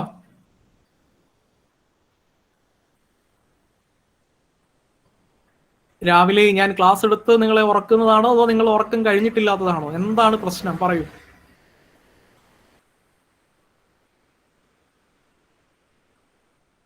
ഈ ഓഫർ ടു പെർഫോം നമുക്ക് സെക്ഷനുകളിൽ എവിടെയെങ്കിലും കാണാൻ സാധിക്കുന്നുണ്ടോ? ഇന്ത്യൻ കോൺട്രാക്ട് ആക്ടിന്റെ Am I audible? Yes, sir. Audible. Thank you. Sreelakshmi ഏത് സെക്ഷനിലാണ് ഉള്ളത്? എനിക്കൊന്ന് ശ്രീലക്ഷ്മിയാണ് ഈ കൂട്ടത്തിൽ ഒരു സ്റ്റുഡന്റ്, അതുകൊണ്ട് ഞാൻ പേരെടുത്ത് വിളിച്ച്. അല്ലേ Sreelakshmi, you are a student, right? Yes, sir. Jomol is saying it is section 37. Jomol is a madam. She is teaching somewhere. Jinesha, I don't know personally you, but you are also saying section 37. Section 37 ആണെന്ന് അവർ രണ്ടുപേരും പറയുന്നു. വേറെ ആർക്കെങ്കിലും എന്തെങ്കിലും opinion ഉണ്ടോ? ഞാൻ പറഞ്ഞത് offer to പെർഫോമിനെ എങ്ങനെ സബ്സ്റ്റാൻഷിയേറ്റ് ചെയ്യുന്ന ഏതെങ്കിലും സെക്ഷൻ ഉണ്ടോ എന്നാണ് ഞാൻ ചോദിക്കുന്നത്. അല്ലാതെ ഓഫർ ടു പെർഫോം പറയുന്നുണ്ടോ എന്നുള്ളതല്ല എൻ്റെ കൺസേൺ. ഓഫർ ടു പെർഫോം പറയുന്നുണ്ട് തീർച്ചയായിട്ടും. ആ ഓഫർ ടു പെർഫോമിനെ കൂടുതലായിട്ട്, ഫോർ എക്സാമ്പിൾ സെക്ഷൻ 38ലേക്ക് വരുമ്പോൾ what we can see, section 38ന്റെ പ്രൊവിഷൻസ് ഇങ്ങനെയാണ്: effect of refusal to accept offer of performance. ഇവിടെ ആ ഓഫർ എങ്ങനെയായിരിക്കണം എന്ന് പറയുന്നുണ്ട്. സോ നിങ്ങൾക്ക് നിങ്ങൾ രണ്ട് പാർട്ടീസ് ഒരു കോൺട്രാക്റ്റിൽ ഉണ്ടെങ്കിൽ അയാൾക്ക് ഒന്നെങ്കിൽ അത് പെർഫോം ചെയ്യാം, അല്ലെങ്കിൽ അത് ഓഫർ ടു പെർഫോം നടത്താം. ഞാൻ ചെയ്യാം എന്ന്, അല്ലെങ്കിൽ ഞാൻ ചെയ്യാൻ വരുന്നു എന്ന് ഞാൻ അദ്ദേഹത്തെ ഇൻഫോം ചെയ്ത് I am going to inform them. അതാണ് നമുക്ക് പിന്നെ പല സെക്ഷനുകളിലും കാണാൻ സാധിക്കുന്ന ആ ഒരു ഓഫർ ടു പെർഫോം. ആ ഒരു സംഗതി എപ്പോഴാണ് നമുക്ക് അതൊരു വാലിഡ് ഓഫർ ആയിട്ട് കാണാൻ സാധിക്കുന്നത്? വാലിഡ് ഓഫർ എന്ന് പറഞ്ഞാൽ കമ്മ്യൂണിക്കേഷനും ഓഫറും അക്സെപ്റ്റൻസും പറഞ്ഞ ഓഫർ അല്ല. അവിടെ നമ്മൾ കണ്ട ഓഫർ ഒരു കോൺട്രാക്ട് ഉണ്ടാകുന്നതിന് മുമ്പേ ഉള്ള ഓഫറും അക്സെപ്റ്റൻസും പ്രോമിസും ഒക്കെയാണ്. And when we come to sections 37 to 67, this is a part regarding promises, and this is established contracts are there. ഇവിടെ കോൺട്രാക്ട്സിന്റെ ഓഫറോ അക്സെപ്റ്റൻസോ നമ്മുടെ പോയിന്റ് ഓഫ് കൺസേൺ അല്ല. നമുക്ക് ഇവിടെ നമ്മുടെ മുമ്പിൽ ഓൾറെഡി ഒരു പ്രോമിസ്, ഒരു പ്രോപ്പർലി എസ്റ്റാബ്ലിഷ്ഡ് പ്രോമിസ് ഉണ്ട്, ഒരു കോൺട്രാക്ട് ഉണ്ട്. And now we are going to perform this contract. ഇവിടെയാണ് ഞാൻ ഈ പറഞ്ഞ ഓഫറിന്റെ പ്രസക്തി. ഇവിടുത്തെ ഓഫർ എന്ന് പറയുന്നത് ഞാൻ പെർഫോം ചെയ്യുന്നില്ല, മറിച്ച് ഞാൻ പെർഫോം ചെയ്യാം എന്ന് എൻ്റെ ഓപ്പോസിറ്റ് പാർട്ടിയോട് പറയുകയാണ്. അങ്ങനെ പറഞ്ഞാൽ എൻ്റെ contractual obligation whether am I fulfilling എന്നുള്ളതാണ് നമ്മളുടെ മുമ്പിലുള്ള രണ്ടാമത്തെ ചോദ്യം. അപ്പം ഇവിടെ നമുക്ക് കാണാൻ സാധിക്കുന്നത് സെക്ഷൻ 38 ആണ്. Effect of refusal to accept offer of performance. ഇതാണ് സെക്ഷൻ പ്രധാനമായിട്ടും ഡീൽ ചെയ്യുന്നത്. ഇവിടെ യു ക്യാൻ സി എപ്പോഴാണ് അങ്ങനൊരു ഓഫർ ഞാൻ ചെയ്തു കൊള്ളാം എന്ന് പറഞ്ഞിട്ട് ഞാനൊരു ഓഫർ മുന്നോട്ട് വെച്ചാൽ ആ ഓഫറിനെ നമുക്ക് ഒരു പ്രോപ്പർ ഓഫർ ആയിട്ട് ആ ഓഫർ പറഞ്ഞു കഴിഞ്ഞാൽ നിങ്ങളുടെ കോൺട്രാക്ച്വൽ ഒബ്ലിഗേഷൻ ഫുൾഫിൽ ചെയ്തതായിട്ട് കാണാൻ സാധിക്കും എന്ന് പറയുന്നത് ഈ രണ്ട് സബ് ക്ലോസുകളിലാണ്. അത് നമുക്ക് അതിലേക്ക് വരാം. So this is something which we need to look into. Section 38 in the provisions. I hope you can see it now. So when a promisor has made an offer of performance to the promisee, and the offer has not been accepted, the promisor is not responsible for non-performance, or nor does he thereby lose his rights under the contract. ഞാൻ അങ്ങനെ ഒരു promisor ആയിരിക്കെ ഞാൻ എൻ്റെ പ്രോമിസിയോട് പറയുകയാണ് ഞാൻ എൻ്റെ promise നിറവേറ്റാം, പക്ഷെങ്കിൽ എൻ്റെ പ്രോമിസി ആ ഓഫർ അക്സെപ്റ്റ് ചെയ്യുന്നില്ല. The promiser is not responsible. So now onwards I am not responsible for non-performance. എൻ്റെ ഭാഗത്തു നിന്ന് ഞാൻ എല്ലാ കോപ്പും എടുത്ത് ഞാൻ എൻ്റെ പണി ചെയ്യാൻ വേണ്ടിയിട്ട് റെഡി ആയിരുന്നു. But the promisee didn't accept my offer. We were having an offer, we were having a contract, and now I was ready to perform, but he didn't permit me to perform, or he didn't accept my performance. So now onwards I am not liable to perform it further.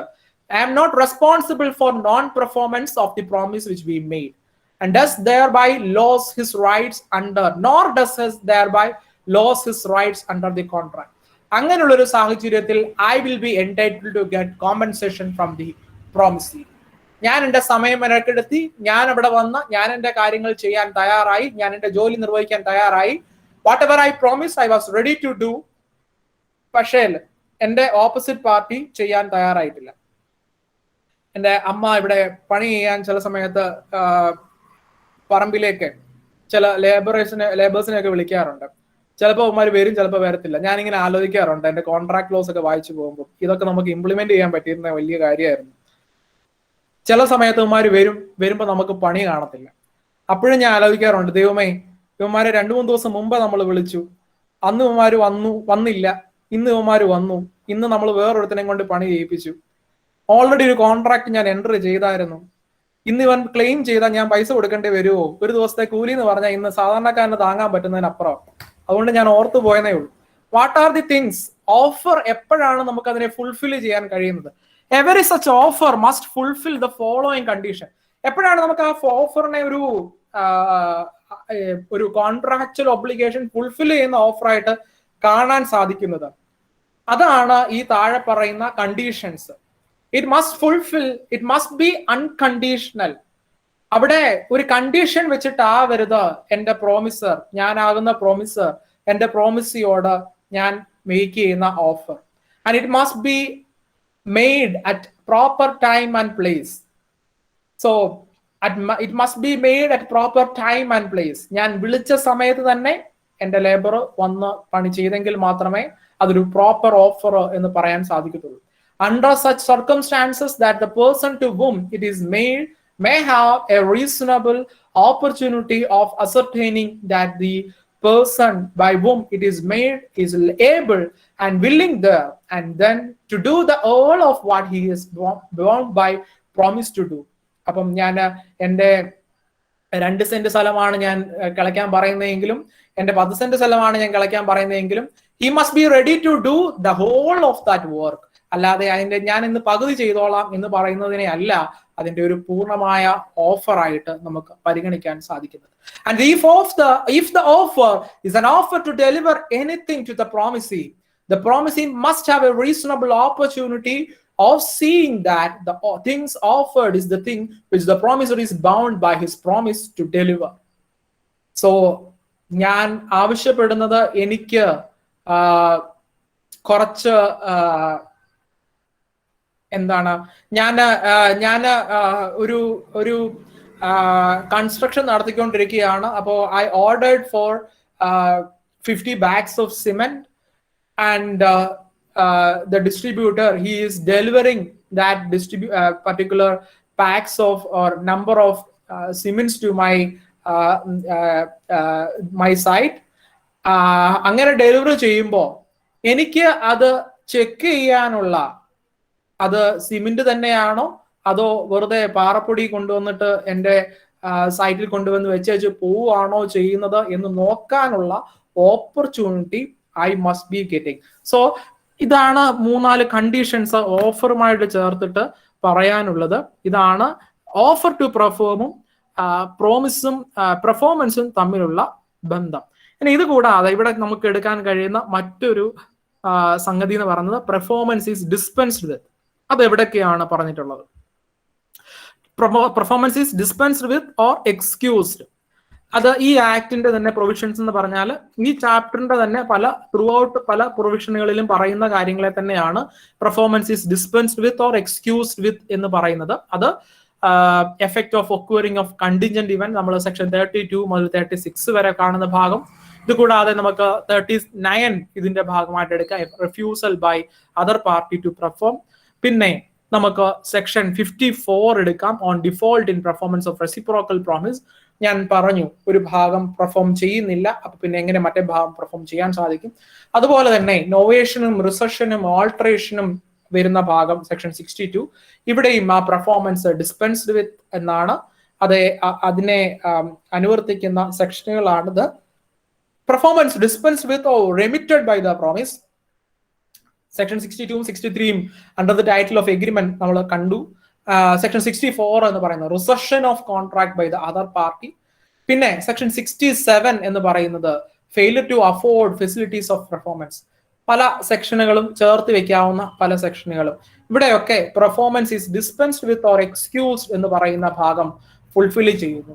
under the provisions of the act or any other law. Any other lawയുടെ കാര്യമാണ് ഞാൻ മുമ്പേ പറഞ്ഞത്. By operation of law എന്ന് പറയുന്ന സംഗതിയുമായിട്ട് ബന്ധപ്പെട്ടിട്ട് നമുക്ക് company ലോസിലോ അല്ലെങ്കിൽ മറ്റ് ഇൻസോൾവൻസി ആക്ടിലോ ഒക്കെ IBC ആക്ട് നമുക്ക് ഏറ്റവും ലേറ്റസ്റ്റ് ആയിട്ട് നമ്മൾ കൊമേഴ്ഷ്യൽ ലോയിന്റെ ഭാഗമായിട്ട് നമ്മൾ നോക്കുന്ന സെക്ഷൻ ഭാഗങ്ങളിൽ ഒന്നാണ് IBC. I don't think that is part of our UGC syllabus. പക്ഷേ കൊമേഴ്ഷ്യൽ ലോയുടെ ഭാഗമായിട്ട് നിങ്ങൾക്ക് മുമ്പിലുള്ള പുതിയൊരു ലോ അല്ലെങ്കിൽ 2016 വന്നിട്ടുള്ള ഒരു ആക്ട് ആണ് insolvency and bankruptcy act. Something important for us. തുടങ്ങിയ പ്രൊവിഷനുകളിൽ ഇതിനെ പറ്റിയിട്ട് ഒരു കോൺട്രാക്ടിന്റെ പെർഫോമൻസ് ഡിസ്പെൻസ് ചെയ്യുകയോ എക്സ്ക്യൂസ് ചെയ്യുകയോ ചെയ്തിട്ടുണ്ടെങ്കിൽ അതും അവിടെ തീർന്നു. ഇനിമേൽ അവർക്ക് റെസ്പോൺസിബിലിറ്റി ഒന്നുമില്ല. റെപ്രസെന്റേറ്റീവ്സിന്റെ കാര്യം ഞാൻ പറഞ്ഞു. അത് ആ ഒരു ഇന്റൻഷൻ അതാണ് ആ കോൺട്രാക്റ്റിൽ നിന്നും ഇവോൾവ് ചെയ്യുന്നത് എങ്കിൽ അതാണ് നമുക്ക് അവിടെ നിന്നും മനസ്സിലാക്കാൻ സാധിക്കുന്നത്. ചെറിയ സംഗതികളിലൂടെ നമുക്ക് ഇതിനകത്ത് നോക്കി പോവാം. സെക്ഷൻ 39 എന്ന് പറഞ്ഞത് ഞാൻ പറഞ്ഞു. നമ്മൾ അതിന്റെ ഇൻഡെപ്തിലേക്ക് പോയാൽ ഒരുപാട് ടൈം എടുക്കും. Who must perform the contract എന്ന് പറയുന്ന ഭാഗം അത് സെക്ഷൻസ് 40 മുതൽ വരുന്ന ഭാഗമാണ്. സെക്ഷൻ 40 മുതൽ വരുന്ന ഒരു 5 സെക്ഷൻസിനെ ആ ഒരു ടൈറ്റിലിന്റെ കീഴിൽ നമുക്ക് എടുക്കാം. Who must perform or by whom contract must be perform എന്ന് പറയുന്നു. അവിടെ ആദ്യത്തെ 2 സെക്ഷനുകൾ ഞാൻ മുമ്പേ പറഞ്ഞതുപോലെ ജനറലി പ്രോമിസറിന്റെയും പ്രോമിസിയുടെയും ലയബിലിറ്റീസിലേക്ക് പറയുന്നു. എന്നാൽ സെക്ഷൻ 42 മുതൽ 45 വരെയുള്ള ഭാഗം അത് ഡീൽ ചെയ്യുന്നത് എന്താണ്? ജോയിന്റ് ലയബിലിറ്റീസ് ആണ്. ജോയിന്റ് ലയബിലിറ്റി അല്ലെങ്കിൽ ജോയിന്റ് പ്രോമിസർ, ജോയിന്റ് പ്രോമിസി തുടങ്ങിയ ഭാഗമാണ് അവിടെ ഡീൽ ചെയ്യുന്നത്. നമുക്ക് അവിടെ ഹു മസ്റ്റ് പെർഫോം എന്ന കോൺട്രാക്ട് എന്ന് പറഞ്ഞാൽ ആരൊക്കെയാണ്? ഞാൻ ആ സ്ലൈഡിൽ ഇട്ടേക്കുന്നത് തന്നെ. ആരെങ്കിലും 1-2 പേരൊന്ന് പറയൂ, കേൾക്കട്ടെ. ആരായിരിക്കണം പെർഫോം ചെയ്യേണ്ടത്? സിമ്പിൾ ആയിട്ട് പറഞ്ഞാൽ നമ്മുടെ സിനിമ പേര് പോലെ ചാണ്ടിയുടെ മകൻ എന്നൊക്കെ പറഞ്ഞല്ലോ. ചാണ്ടി ആയിരുന്നു എൻറ്റർ ചെയ്തത്. ചാണ്ടിയുടെ മകനും അതിന്റെ ലയബിലിറ്റി ഉണ്ടോ? പറയൂ പറയൂ പറയൂ. സ്വാതി എന്തോ പറയാൻ വന്നു, പറയാൻ നിർത്തി. എന്ത് പറ്റി sir? Sir, promiser, agent, third person. ഞാൻ I thought like you can say it from your words. അതാണ് ഞാൻ ഉദ്ദേശിച്ചത്. ഓക്കെ, സോ പ്രോമിസറിന്റെ ഏജന്റ് ആകാം, അല്ലെങ്കിൽ ഒരു തേർഡ് പേഴ്സൺ ആകാം. അത് അവരെ എഗ്രി ചെയ്തിട്ടുണ്ടെങ്കിൽ, അല്ലെങ്കിൽ that is also coming from section 41 ആണ് അത് പറയുന്നത്. Effect of accepting performance from third person. When A promisee accepts, അവിടെ പ്രോമിസി അക്സെപ്റ്റ് ചെയ്യുകയാണ് തേർഡ് പേഴ്സന്റെ പെർഫോമൻസ് ഓക്കെ ആണ് എന്ന് പറഞ്ഞിട്ട്. പിന്നെ നമുക്ക് കാണാൻ സാധിക്കുന്നത് ജോയിന്റ് ലയബിലിറ്റിയുടെ ഭാഗമാണ്. അപ്പം ജോയിന്റ് പ്രോമിസേഴ്സ് ഉണ്ടെങ്കിൽ അവരുടെ ലയബിലിറ്റി, ഇപ്പൊ ജോയിന്റ് പ്രോമിസേഴ്സ് ഉണ്ടെങ്കിൽ we can ask joint promisers also, any of those joint promisers also to perform. നമുക്ക് 4 അല്ലെങ്കിൽ 10 ജോയിന്റ് പ്രോമിസേഴ്സ് ഉണ്ട്. നമ്മൾ ഒരാളാണ് ജോയിന്റ് പ്രോമിസി എങ്കിൽ അവിടെ നമുക്ക് ആ 10 പേരിൽ ആരോട് വേണമെങ്കിലും പെർഫോമൻസ് ആവശ്യപ്പെടാം. അതാണ് ഇന്ത്യയുടെ നയം. എന്നാൽ അത് UK പോകുമ്പോൾ അങ്ങനെയല്ല. നമുക്ക് ഈ 10 പേരോടും ചോദിച്ച മൊത്തം പണിയും കൂടെ ചെയ്യിപ്പിക്കാൻ പറ്റത്തില്ല. UK അതിനകത്ത് 10 പേരിൽ ഒരാളോട് ചോദിച്ചാൽ ഞാൻ എന്ത് ഭാഗമാണോ പെർഫോം ചെയ്യേണ്ടത്, അല്ലെങ്കിൽ ഞാൻ ചോദിച്ച പ്രോമിസർ എത്ര ഭാഗമാണോ എനിക്ക് തരേണ്ടത് അത് മാത്രമേ അയാൾ പെർഫോം ചെയ്യുള്ളൂ. അതിനെയാണ് നമുക്ക് ജോയിന്റ് എന്നും സെവറൽ എന്നും രണ്ടായിട്ട് പറയാൻ സാധിക്കുന്നത്. ജോയിന്റ് ലയബിലിറ്റി എന്നും സെവറൽ ലയബിലിറ്റി എന്നും. I hope you can see my point which I given on this slide. India അത് ജോയിന്റ് ആൻഡ് സെവറൽ ലയബിലിറ്റി ആണ്. നമുക്ക് 10 പേരിൽ ഒരാളോട് ചോദിച്ചിട്ട് നീ ആ പണി മുഴുവനും ചെയ്യണമെന്ന് എനിക്ക് ആവശ്യപ്പെടാം. അപ്പൊ അയാൾക്ക് പറയാൻ പറ്റില്ല ഞാൻ ഇത് ചെയ്യത്തില്ല എന്ന്. അയാള് however he is fulfilling that work, he is responsible to fulfill, and further he has to claim it from his joint promisers. അയാളുടെ ഒപ്പമുള്ള ജോയിന്റ് പ്രോമിസറുകളിൽ നിന്ന് അയാൾക്ക് അതിന്റെ ക്ലെയിം വാങ്ങാവുന്നതാണ്. എന്നാൽ UK ഇങ്ങനെ മുഴുവനും കൂടെ എനിക്ക് ചോദിക്കാൻ കഴിയില്ല. അതുകൊണ്ടാണ് അവിടുത്തേത് ജോയിന്റും സെവറൽ അല്ല, ജോയിന്റ് മാത്രമാണ് എന്ന് പറയുന്നത്. അപ്പം അയാൾക്ക് അയാളുടെ ഭാഗം മാത്രം UK പെർഫോം ചെയ്താൽ മതി. പക്ഷേ ഞാൻ ഇവിടെയാണെങ്കിൽ ഞാൻ എൻ്റെ അടുത്ത ആളോട് നീ എൻ്റെ പറമ്പിൽ എനിക്ക് വാഴ നടണം എന്ന് ഞാൻ പറഞ്ഞാൽ ഞാൻ എൻ്റെ 10 സെന്റിൽ ഞാൻ 100 വാഴയാണ് വെക്കുന്നതെങ്കിൽ ഞാൻ ആ 100 വാഴയിൽ എനിക്ക് 10 വാഴ വെക്കാൻ പറ്റുള്ളൂ എന്ന് പറയാൻ കഴിയില്ല. He has to do the full work and he can claim it from the others. അയാൾക്ക് മറ്റുള്ളവരിൽ നിന്ന് അതിന്റെ എന്താണോ അതിന്റെ ക്ലെയിം ഉള്ളത് അത് അയാൾക്ക് വാങ്ങിക്കാവുന്നതാണ്. എന്നാൽ when we discuss it about UK, it is like a joint but not several. അയാളുടെ പെർഫോമൻസിന് അയാളുടെ ഭാഗത്തിന് മാത്രമായിരിക്കും റെസ്പോൺസിബിൾ ആകുക. Because of this economic as well as political differences of India and UK or the cultural differences India and UK has. പിന്നെ നമുക്ക് അതിനകത്ത് പറയാനുള്ള മറ്റൊരു ഭാഗം എന്ന് പറഞ്ഞാൽ ലീഗൽ റെപ്രസെന്റേറ്റീവ്സിന്റെ റെസ്പോൺസിബിലിറ്റി. അത് നമ്മൾ പറഞ്ഞു. ലീഗൽ റെപ്രസെന്റേറ്റീവ്സിനെ പറ്റിയിട്ട് കൂടുതലായിട്ട് ഡീൽ ചെയ്യുന്നത് നമ്മുടെ CPC ആണ്. CPCയുടെ പ്രൊവിഷൻസ് ഏതൊക്കെയാണ് എന്നുള്ളതിനെ പറ്റിയിട്ട് അറിയാമല്ലോ അല്ലേ? സെക്ഷൻ 22 ആണോ? സെക്ഷൻ 22 ആണ് അല്ലേ? Section 22 it is discussing about ഏതെങ്കിലും ഒരു പാർട്ടി മരിച്ചു പോയാൽ അയാളുടെ ആരിലേക്കാണ് അത് പോകുന്നത്, എങ്ങനെയാണ് ഇംപ്ലീഡ് ചെയ്യേണ്ടത് തുടങ്ങിയ കാര്യങ്ങൾ അവിടെ ഡീൽ ചെയ്ത് പോകുന്നുണ്ട്. സോ ജോയിന്റ് ലയബിലിറ്റിയും സെവറൽ ലയബിലിറ്റിയുമാണ് നമ്മൾ പറയുന്നത് അവിടെ. സോ ഒരു ജോയിന്റ് ലയബിലിറ്റി സെക്ഷൻ 42 പറയുന്നത് ഡെവല്യൂഷൻ ഓഫ് ജോയിന്റ് ലയബിലിറ്റീസ്. അതായത് when 2 or more persons have made a joint promise unless a contrary intention appears from the context by the contract, all such persons during the joint lives after the death any of them his legal representatives or the joint promisers or jointly with the survivors or survivors after the death of the last survivor, the representatives of all joint promisers must fulfill the promise. This is something which I said. പിന്നെ 43 വരുമ്പോൾ ഇനി one of joint promiser അതിൽ ആരെങ്കിലും ഒരാള് may be compelled to perform. That is what I said. ഞാൻ നിങ്ങളോട് പറഞ്ഞ കാര്യം. And the absence of express agreement to the contrary compel any one or more. മറ്റ് എന്തെങ്കിലും കോൺട്രറി ആയിട്ട് എഗ്രി ചെയ്തിട്ടുണ്ട്. ഇപ്പൊ ഞാൻ മുമ്പേ പറഞ്ഞതുപോലെ ഞാൻ എൻ്റെ പറമ്പിൽ പണി ചെയ്യാൻ വേണ്ടിയിട്ട് ഞാൻ വിളിക്കുമ്പോൾ 10 പേരെയും കൂടെ ഞാൻ വിളിക്കുമായിരുന്നു. അറ്റ് ദ സെയിം ടൈം ഞാൻ അതിനകത്ത് ഒരാളോടാണ് എൻ്റെ എഗ്രിമെന്റ് എൻ്റർ ചെയ്തേക്കുന്നത് എങ്കിൽ ഞാൻ അയാളെ മാത്രമേ വിളിക്കാൻ എനിക്ക് പറ്റത്തുള്ളൂ. ഞാൻ അയാൾക്കുമായിട്ട് മാത്രമേ വാക്ക് പറഞ്ഞിട്ടുള്ളൂ.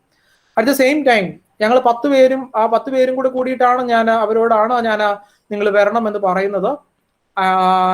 അറ്റ് ദ സെയിം ടൈം നമ്മളൊരു എഗ്രിമെന്റ് അവിടെ എൻ്റർ ചെയ്യുവാണ്. ഞാൻ ബിജുവിനെ തന്നെ ഞാൻ വിളിക്കുകയുള്ളൂ എന്നാണ് പറഞ്ഞേക്കുന്നതെങ്കിൽ ബിജുവിനോട് മാത്രമേ ചോദിക്കാൻ പറ്റത്തുള്ളൂ അതിന്റെ പെർഫോമൻസിന് വേണ്ടിയിട്ട്. So compel any one or more of such joint promisers to perform the whole promise. അതാണ് ഞാൻ മുമ്പേ പറഞ്ഞത്. ആ കോൺട്രാക്റ്റിൽ നിന്ന് അതിൽ നിന്ന് എന്തെങ്കിലും നമുക്ക് പ്രത്യേകമായിട്ട് മനസ്സിലാക്കാൻ സാധിക്കുന്നുണ്ടെങ്കിൽ അതായിരിക്കും അവിടെ പ്രിവെയിൽ ചെയ്യുക. അല്ലാതെ നമ്മൾ സെക്ഷനിൽ ഇത് പറഞ്ഞിട്ടുണ്ട് എന്ന് പറഞ്ഞിട്ട് കാര്യമില്ല. ബിക്കോസ് സെക്ഷൻ സേസ് ദാറ്റ് ഇവിടെ നമുക്ക് കാണാം unless a contrary intention appears from the contract. അത് ഞാൻ മുമ്പേ പറഞ്ഞതുപോലെ ഈക്വൽ പെർഫോമൻസ് ആണ് ഇവിടെ ഉള്ളത്. പിന്നെ ഷെയറിംഗ് ഓഫ് ലോസ്, അവിടെ എന്താണോ നഷ്ടം ഒരു ജോയിന്റ് പ്രോമിസറിന് ഉണ്ടായത് മറ്റേ ജോയിന്റ് പ്രോമിസർ അത് നികത്തുവാൻ ബാധ്യസ്ഥനാണ്. ഇതിനെ പറ്റിയിട്ട് വീണ്ടും ഇവിടെ ഒരു എക്സെപ്ഷൻ ഉള്ളതാണ് ഈ ഓർഡർ 1ന്റെ റൂൾ 6 എന്ന് പറയുന്നത്.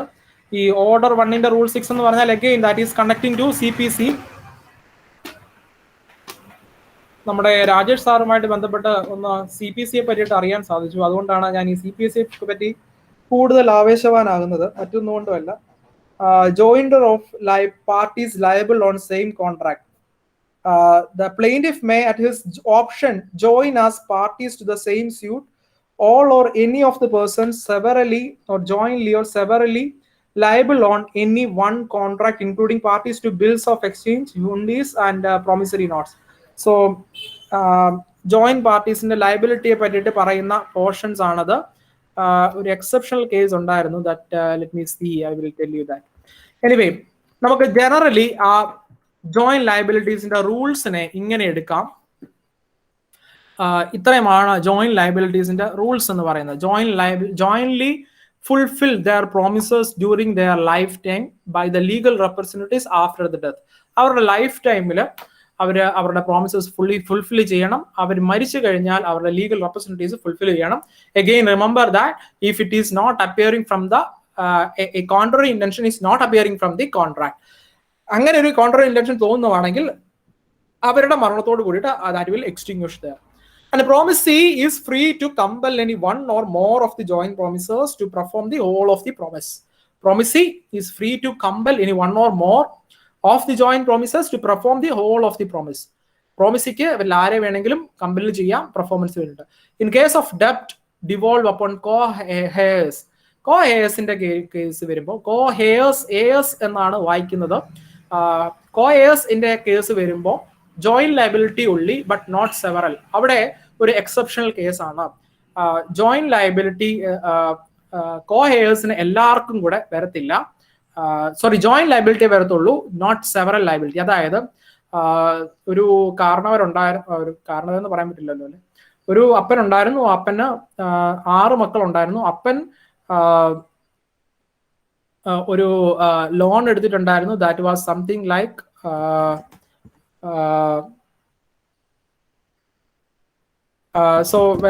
we will conclude now. I guess the time is getting over. So anyway, co-heirs in the case other joint liability but not several. That means like if 5 or 6 people were there, 6 people ഒരുമിച്ച് ഒരു 10 ലക്ഷം രൂപയുടെ കടം ഉണ്ടായിരുന്നെങ്കിൽ ആ 10 ലക്ഷം രൂപയുടെ കടം 10 ലക്ഷവും കൂടെ നമുക്ക് ഒരു മകനിൽ നിന്ന് ക്ലെയിം ചെയ്യാൻ പറ്റത്തില്ല.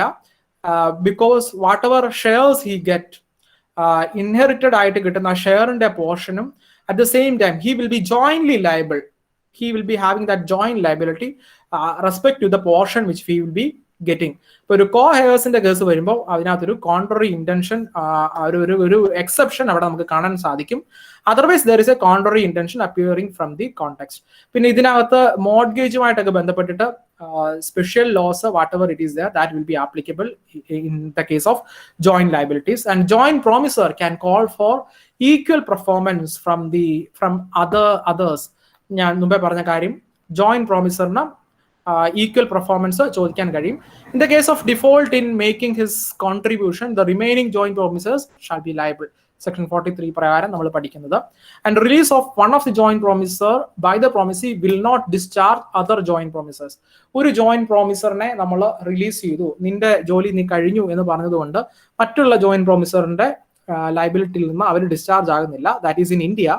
ബട്ട് നമുക്കറിയാം UK കേസ് ജോയിന്റ് മാത്രമാണ്, സെവറൽ അല്ലാത്തത് കൊണ്ട് ജോയിന്റ് പ്രോമിസി അയാളെ നമ്മൾ ഒരാളെ ഡിസ്ചാർജ് ചെയ്താൽ അവിടെ അവരുടെ റോള് ഡിസ്ചാർജ് ആയി, ബാക്കിയുള്ളവർക്ക് മാത്രമായിരിക്കും അവിടെ റെസ്പോൺസിബിലിറ്റി ഉള്ളത്. So we will conclude it today here. Then further things we will discuss in the coming class. Okay, thank you. Anything else you want to clarify, please let me know. Otherwise we will conclude now. ഈ ഓഫറിനെ നമുക്ക് tender എന്നും വിളിക്കാൻ കഴിയും. അതാണ് ഈ offer to perform എന്ന് പറയുന്ന സംഗതിയെ നമുക്ക് ടെൻഡർ എന്നും വിളിക്കാൻ സാധിക്കും. അതാണ് ഗുഡ്സ് എന്നും മണി എന്നും അതിനെ രണ്ടായിട്ട് തിരിക്കാം. ഗുഡ്സ് ആണെങ്കിൽ നടക്കും, ഞാൻ പൈസ കൊടുക്കാനുള്ളതിന് ഞാൻ പൈസ കൊടുക്കാമെന്ന് പറഞ്ഞു എന്ന് പറയാൻ കഴിയില്ല. അവിടെയും അതൊരു എക്സെപ്ഷൻ ആണ്. This is something I missed in between.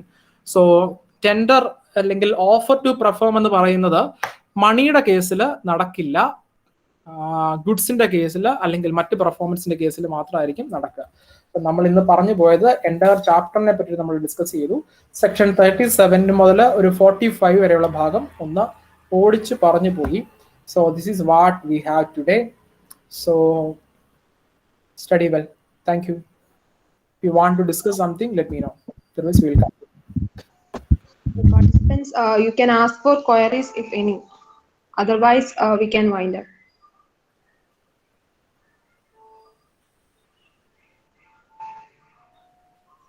Sir, doubts ഒന്നും ഇല്ലെന്ന് തോന്നുന്നു.